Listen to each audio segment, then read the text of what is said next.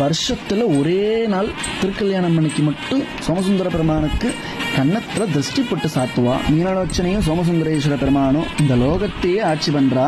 மதுராபுரிய பிரத்யக்ஷமா அரசாள்றா. மகாராஜா மகாராக்னி. மற்ற நாள்ல சொக்கநாதருக்கு திருஷ்டி பொட்டு கிடையாது, திருஷ்டி பொட்டு சாத்திக்க மாட்டான்.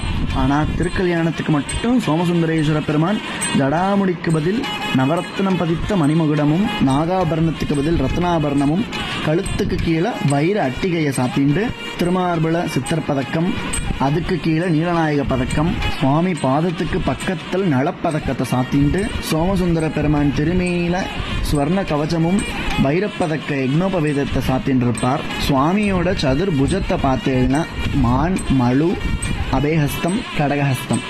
இதுல ஒரு ஆச்சரியமான விஷயம் என்னன்னு பார்த்தேன்னா, சோமசுந்தர பெருமான் திருக்கல்யாணத்துக்கு எழுறப்போ அவ கடகஹஸ்தத்துல ஒரு பஞ்சபுஷ்ப செண்டு இருக்கும், அதாவது பூச்செண்டு இல்ல புஷ்பச்செண்டுன்னு சொல்லுவா. அத்தனையும் சுவாமி நமக்காக சாத்திண்டு கைலாயத்திலிருந்து மதுராபுரிக்கு வரார். 33 கோடி தேவர்கள், ரிஷிகள், ஞானிகள், வேதங்கள், உபனிஷதங்கள் எல்லாம் பார்க்கிறா.